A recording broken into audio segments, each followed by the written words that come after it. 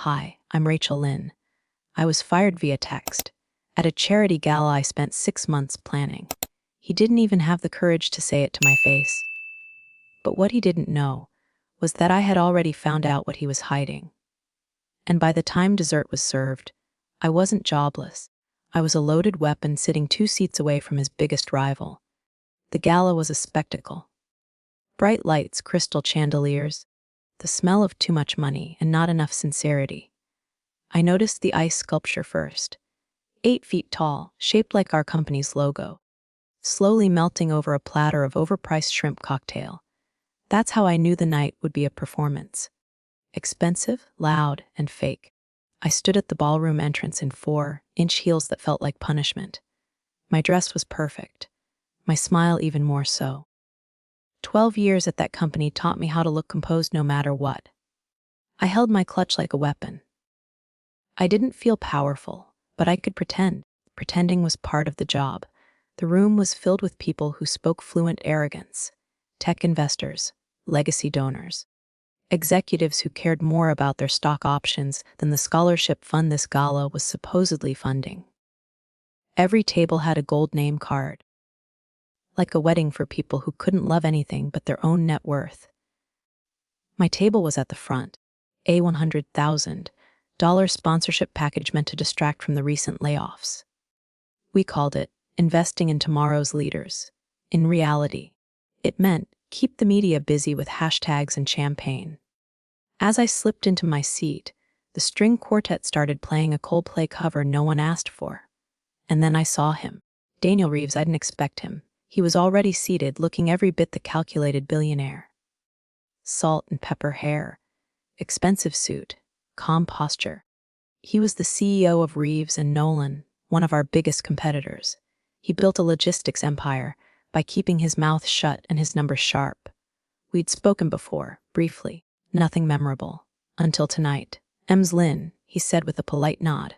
"Mr. Reeves," I replied, keeping my tone neutral. "Big night," he said. "For the donors?" "Sure," I answered. "For the kids. Depends on how good the photo ops are." His lip twitched, just slightly. "I take it Carter's not here yet?" he asked. "Carter's never here yet," I said, sipping my champagne. "He likes to make entrances. Or exits." Daniel chuckled under his breath. He seemed relaxed, but his eyes were scanning the room, calculating, like he was watching the stock market in real time. I focused on my silverware. The steak knife was heavy, clean, sharp. Then my phone buzzed. At first, I thought it was one of the interns, or a reporter checking in. Something minor. Something I could fix with a sentence and a smile. But no, it was a text from Carter. 3 words. "No punctuation, you're fired. Budget cuts." I blinked once. That was it. No explanation, no warning, just a silent hit job, sent in the middle of a charity dinner. I felt the breath catch in my chest. Not like a punch. Worse. Like someone vacuumed the air out of my lungs and left the shell intact. I didn't react. I didn't scream. I didn't let the room see a single crack. Because that's what they wanted. That's what Carter counted on. Shock buying him time to rewrite the story before I could say a word. I took a sip of wine, smiled at a joke I didn't hear, nodded politely. My hand trembled under the table, gripping the cloth so tight I left crescent-shaped indents from my nails. Across from me, Daniel Reeves looked up again. "Everything all right?" he asked, this time softer. I didn't answer. I just tilted my phone toward him, brief, fast. Like showing a losing poker hand to a man who never loses. He read it. His expression didn't change. No pity. No surprise. "Timing," he said quietly, "is a hell of a thing." I exhaled, but my lungs still felt tight. 12 years, I whispered. I found out over lamb chops. Daniel glanced around the room, then back at me. His eyes were different now. Less polite, more precise, like a switch had flipped. "Let me guess," he said. "Budget issues that don't apply to first-class flights and yacht rentals."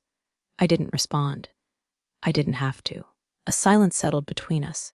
Strange, heavy, not sympathy, calculation. Then he asked the question that changed everything. "Were you the one behind the logistics overhaul?" I looked up slowly. "Every piece of it," He nodded, like he already knew. Just needed me to confirm. Then, almost to himself, he said, "That explains it." I stared straight ahead. My heart wasn't broken. It was boiling, and I knew in that moment. I didn't owe Carter anything anymore. Not loyalty, not silence, and definitely not mercy. I needed air. I didn't excuse myself. I just stood up like I was going to check on the AV team or the bathroom or something equally forgettable. No one stopped me. No one even looked twice. That's the thing about being a woman in a glittering dress at a corporate gala. If you're not holding a microphone or $1 million check, you're invisible. The hallway outside the ballroom was cold and empty. Marble floors, overpriced art, fake plants that hadn't been dusted in months. My heels echoed as I walked past the conference wing, away from the music, away from the noise. I didn't cry. That part of me had burned out somewhere around year 3. Instead, I paced, clutching my phone, staring at that text again like it might suddenly add an apology. It didn't. Carter hadn't even added a period. That was what stayed with me. Not the firing, but the lack of punctuation. 12 years of spreadsheets, launches, late nights, client fires, and a logistics model that saved the company nearly $1 million this quarter. And he let me go like a bad subscription plan. I wanted to scream. Or throw something. Or both. But all I did was grit my teeth and mutter under my breath. Budget cuts, my ass. That's when I heard them. 2 men. Talking down the hallway. Voices low, casual, but firm. I didn't need to see them to recognize them. Liam Prescott and Gerald Kane. 2 board members. Old money, heavy cologne, and more arrogance than common sense. The kind of men who think a trust fund counts as personality. I slipped back into the shadows between 2 vending machines. I didn't even think about it. It was muscle memory from too many meetings where I was better off invisible. Their voices got louder. "Just sign the damn letter of intent." Prescott snapped. "He's bleeding the company out while we toast orphans. Do you think the buyer's actually going to stay quiet?" Kane muttered. "It's a shell corp. Cayman-based. No teeth." He made sure of it. Prescott scoffed. "You really believe that? I wouldn't sell them a parking space, let alone proprietary tech." My blood froze. Then Kane said it. "He's selling the logistics model. The whole framework, the algorithm. What's her name again? The VP? Claire or Chloe or Rachel," Prescott said. And just like that, the air went still. "She was asking too many questions," Kane added. "And not dumb ones either. So he cut her," Prescott said. "He always said she was too loyal for her own good. Thought she'd never leave." My chest went hollow. Not because I was surprised, but because I wasn't. "What about the rest of the team?" Kane asked. "He's planning to fold ops under marketing. Call it a realignment." I didn't hear the rest. My ears were ringing too loud. They hadn't fired me because of budget cuts. They fired me because I got too close. Because I asked questions that made powerful men sweat. And Carter was selling us out, selling my work, my models, my systems. Behind fake smiles, donor dinners, and that stupid ice sculpture. He was gutting the company like a silent thief in a tuxedo. That was the moment it snapped. Not grief, not pain, anger. Clean, cold, precise. I didn't go back to the ballroom right away. I took one more lap around the silent hallways, letting the fury settle into something useful. Something sharp. Then I straightened my spine, smoothed my dress, and walked back in like nothing had changed. But everything had. Because now, I wasn't just a woman who'd been fired. I was the only person in that room who knew where the bodies were buried. And I was done being silent. By the time I returned to the ballroom, the lights had shifted. Softer now. Warmer, designed to make the room feel intimate, generous. The kind of lighting that makes people believe their donations are changing the world instead of polishing a company's image. The music had moved into jazz. The laughter was thicker now, smoother, a bourbon buzz carried by 7-figure endowments and too many handshakes. I walked back to my seat like I had never left. My lipstick was still perfect, my heels still sharp. But something behind my eyes had changed. I could feel it. I wasn't holding back anymore. I sat down. Daniel Reeves didn't look at me right away. He was sipping coffee, calm as ever. The kind of calm that hides gunpowder. "You were gone a while," he said under his breath. "Long line at the powder room." I replied smoothly, picking up my fork. "Charity constipation, I suppose." He chuckled once, just enough for no one else to notice, then leaned in slightly. "While you were away," he said, "I asked our mutual acquaintances who actually runs your operations department." I didn't blink, and I asked. They all said your name. No hesitation. I didn't smile. But I took a bite of dessert just to keep my hands moving. My pulse was steady now. My mind clear. Anger had burned away the fog and left only purpose behind. Then Daniel did something small but seismic. He reached into the inside pocket of his jacket and slid something beneath my dessert fork. His card. Matte black, embossed. The kind of card that opens doors, not conversations. "Let's talk Monday," he said. Then after a pause, "Or tonight, if you're ready." He didn't look at me when he said it. His eyes stayed forward, watching the auction stage where some venture capitalist was pretending to care about youth mentorship. But I felt it, the shift. This wasn't charity. This wasn't polite interest. This was a door, and he was opening it just wide enough for me to walk through. I didn't answer right away. I didn't have to. I palmed the card and let it disappear into my clutch. I didn't hand it back. Daniel finally turned toward me, his gaze sharper now. "I don't like wasting good infrastructure," he said quietly. "Especially not when it's already battle-tested." "So I'm infrastructure now?" I asked, voice dry. "No," he said. "Your leverage." Carter just didn't realize what he let go. I do.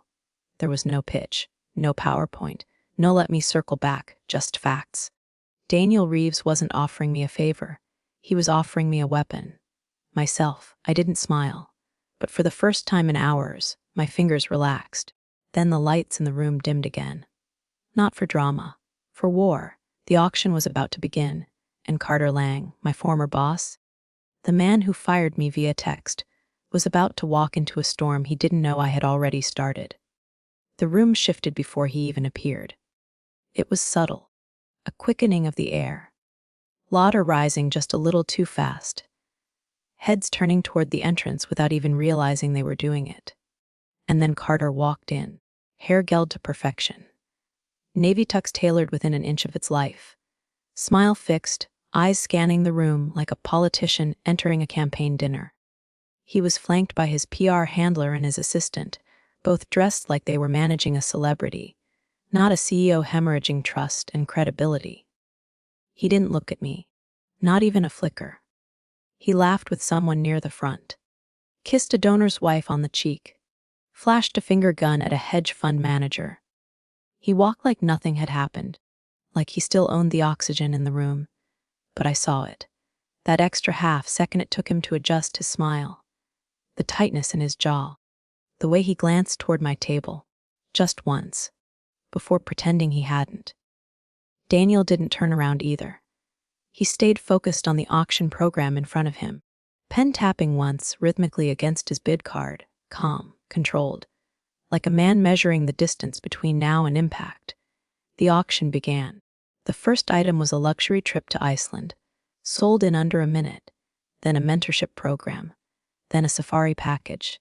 The money in the room was moving, and Carter raised his paddle once, for show. Just enough to appear generous, just enough to be seen. But it was all posturing.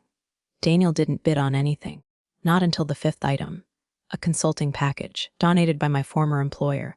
It had been my idea months ago. A 6-month logistics consulting offer, branded to show off the company's expertise, valued at $180,000. More, if applied correctly. Carter had bragged about it in board meetings, called it brand synergy meets goodwill. But tonight, it was just another auction item. And Daniel Reeves raised his paddle. I felt my pulse jump. The bidding started low, but climbed fast. Another firm joined in. Then another. Daniel never blinked. He wasn't bidding like someone trying to win. He was bidding like someone making a point. Carter looked over. Just once. Daniel raised the bid again. 220,000. By 260, the others dropped out. Sold. The gavel came down like a mic drop. Polite applause rippled through the room. Confused. A few surprised glances. Carter clapped, but it was too slow, too stiff. Daniel nodded once, folded his paddle, and placed it back on the table like he had just finished signing a contract. That was the shift. It wasn't about the money. It wasn't about the prize. It was about control. Carter had just been outplayed. On his own stage, with his own product, by the one man he hadn't calculated for. Daniel turned to me. Would have been a shame to let it go to someone who'd waste it. I didn't respond. I didn't have to. Because now, every camera in the room was facing us. I caught it, just a flicker, across Carter's face. Recognition. Realization. Panic. It was starting to hit him. This night wasn't about him anymore. The air around us had changed. Executives were whispering. Investors were watching. And somewhere deep inside the man who fired me over lamb chops, the foundation started to crack. The lights dimmed again as the auction moved forward, but the spotlight had already shifted. And Carter Lang was no longer standing in it. The auction kept moving, but no one at our table was paying attention anymore. Even the air felt heavier, like power had weight, and it had just shifted chairs. Daniel Reeves sat beside me, composed as ever. He didn't gloat. He didn't need to. The bidding war had spoken for him. He had bought the consulting package, the one designed around my work, under the full glow of gala lights, with cameras flashing and Carter sitting 2 tables away. He wasn't just buying a service. He was planting a flag. The woman seated next to Daniel leaned toward me during the lull between auction items. "Quite the evening," she said with a tight smile. "You two certainly stirred things up." I smiled back, polite, smooth, empty. "We're just enjoying the auction," I said. That was a lie. We weren't enjoying anything. We were making moves. I looked around the room and saw it in the eyes of the people watching us. Executives, partners, journalists, they were all starting to recalculate. One hedge fund manager I'd known for years, who had never once acknowledged me, gave me a respectful nod as he passed. Carter noticed it too. He straightened in his seat, laughed a little louder, said something animated to his PR handler, who smiled too fast and spoke into her earpiece like she was managing a crisis backstage. The spotlight shifted again, this time toward Daniel. The auctioneer had just announced the evening's top donor. All eyes turned to our table. "Ladies and gentlemen," she said, "please welcome Mr. Daniel Reeves, CEO of Reeves and Nolan." Applause rose, sharp and echoing. Cameras flashed. A few people stood. Daniel stood up slowly, adjusting his cuff with deliberate grace. His face was still, his pace calm. Carter looked over, smiling like nothing was wrong.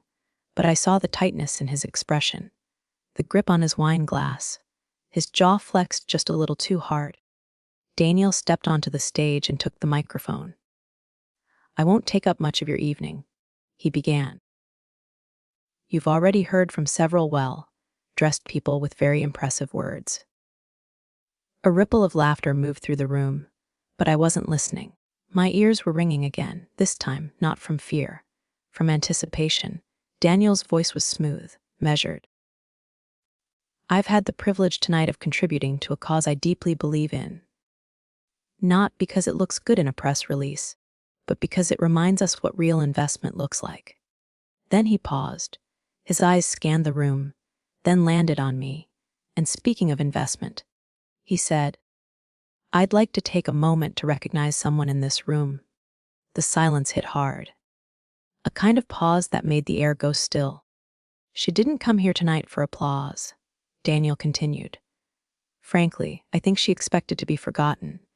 But for 12 years, Rachel Lynn carried her company on her shoulders. She redesigned their entire logistics system from the inside out, tripled efficiency, cut losses in half, and created a scalable model that others are already trying to replicate." He paused again. "And for that they fired her." Gasps. Audible. Sharp. A camera flashed. I sat frozen, my name echoing across the room like a flare. Daniel didn't stop, so let me be very clear, he said, voice harder now. When a company throws away talent like that, it's not just a bad decision. It's malpractice. At Carter's table, everything stilled. Then came the final blow. Effective immediately, Daniel said, Rachel Lynn is joining Reeves and Nolan as Executive Director of Strategic Operations. The room exploded. Applause. Cameras. Movement. People turned in their chairs to look at me, some confused, some impressed, some finally seeing me for the first time. And Carter choked, not metaphorically. He physically choked on his wine. His assistant rushed to pat him on the back while his PR handler whispered something into her headset, eyes wide. I stood up. Not because I planned to. My body just moved, like it remembered how to hold power even before my brain caught up. I didn't wave. I didn't cry. I didn't smile. I just stood there, back straight, as flashes painted me in light. Daniel stepped off the stage and returned to the table like he hadn't just detonated a corporate grenade. I sat down beside him again. Calm, steady. The woman on his other side stared at me. You're going to drink that wine now, she asked, stunned. I looked down at my glass, then back at her. Apparently, I said softly. I already did. Carter didn't look at me for the rest of the night. He left early, claimed food poisoning. But everyone at our table, and everyone near enough to see the wine on his collar, knew the truth. The gala wasn't his anymore. It was mine. The gala ended in a blur of flashbulbs and forced handshakes. People who had ignored me hours earlier now wanted my card. A few asked for photos. One even offered me a speaking slot at next month's leadership summit. Carter was long gone by then, dragged out by his PR handler, still coughing, face pale, tie askew. I didn't follow. I didn't need to. By midnight, I was back in my apartment, shoes off, dress unzipped, laptop open. Not to celebrate. To finish what he started. I didn't sleep. I didn't eat. I sat cross-legged on the floor and opened every folder, every document, every spreadsheet I'd been too loyal to question. And it was all there. The hidden vendor chains, the shell companies, the offshore payments masked as infrastructure upgrades, even the projected revenue transfer associated with my logistics model, repackaged and marked for external acquisition under false licensing codes. He hadn't just fired me. He had tried to erase me, and then sell my work like clearance inventory to a buyer who didn't know better. But Carter made one mistake. He thought I'd disappear. Instead, I wrote a letter. It wasn't dramatic, it wasn't emotional. It was clinical, surgical, precise. First, I attached the screenshot. The text message where he fired me, cold, casual, and time-stamped in the middle of a public event. Then I added a 5-page summary. Every anomaly I had flagged in the past 3 months. Every budget line that didn't make sense. Every system exploit I suspected, but never had the authority to investigate. Each item came with receipts, dates, transaction IDs, internal memos, all cross-referenced, indexed, and bookmarked. One copy went to the board, another to the company's legal team, a third, anonymously, to the financial crimes division. I hit send at 1:38 a.m., then I closed the laptop, and I slept deeply, peacefully, like a woman who had just flipped the knife and let it go. Monday morning. The sky cracked open before noon. Carter Lang was placed on administrative leave, pending internal review. 3 board members quietly resigned. The Cayman Islands buyer pulled out before the ink dried. Shareholder meetings were moved up. Emergency audits were launched. The stock dropped 9% by closing bell. The company issued a press release. Something vague about restructuring challenges. You could almost hear the panic between the lines. Like it had been written from a stairwell. I read the headlines while sipping my coffee from the corner office at Reeves and Nolan. Daniel hadn't said a word about the fallout. He didn't have to. Instead, when I arrived that morning, early, calm, every trace of the old company scrubbed from my wardrobe, he met me at the elevator and walked me past reception. Not to his office, not to HR.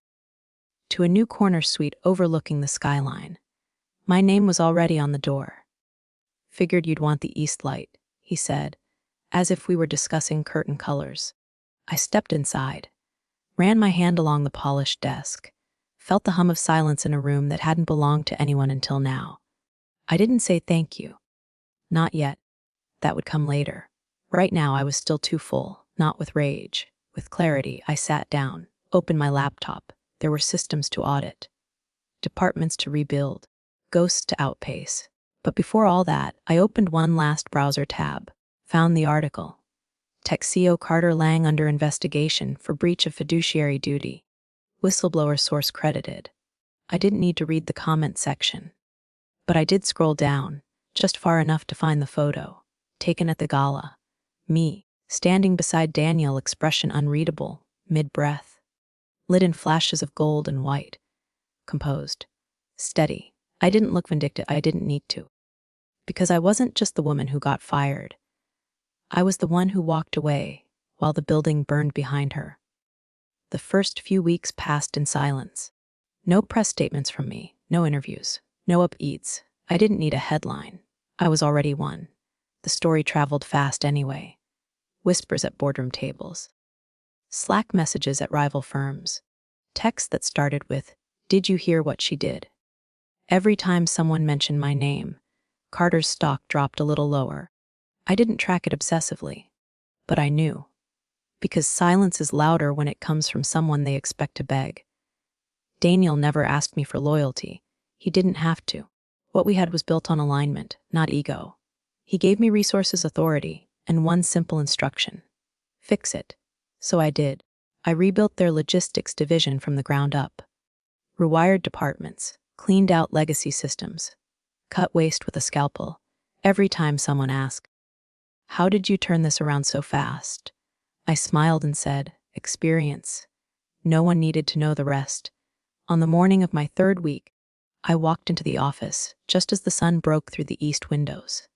Same time every day.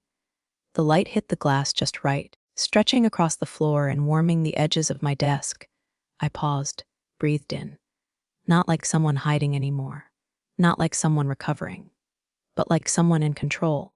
There was a letter on my desk, no envelope, just folded paper. A note from Daniel Short. Handwritten. It said, "He underestimated you. I never will." That was it. No signature, no fluff. Just a statement of fact. I folded it once, slid it into my drawer, and opened my laptop. Another day, another meeting. Another executive still pretending women like me can't bring down companies. Let them think that. They'll learn, eventually. If you're still here, listening, then maybe you've been where I was. Maybe you gave your best years to something. To someone. To a dream that kept moving the finish line. And when you were no longer convenient, no longer quiet, no longer willing to shrink, they let you go. Not with honesty, not with gratitude, but with silence. Or worse, a message that didn't even deserve a period at the end. I want you to hear this. You are not disposable. You are not a line item. You are not just support. You are the system they relied on, the fire they leaned on, the backbone they thought would never break. And when it finally did, when you finally chose yourself, they called it rebellion. I call it rebirth. The world has enough survivors. Be the one who rebuilds. Be the one who walks out with nothing but your name and turns it into everything. Because the people who underestimate you, they always forget one thing. The quiet ones, the ones who endure. We don't break, we transform. So if this story hit close to home, if you've ever been passed over, burned out, or betrayed, tell me in the comments. Not for the algorithm, but for the next person reading, still sitting in that hallway, wondering if they're the only one. You're not. And if you believe your silence no longer serves you, then speak.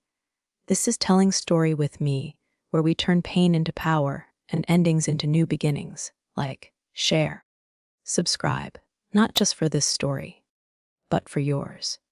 Because somewhere out there, someone is about to be underestimated, and we're going to be here when they rise.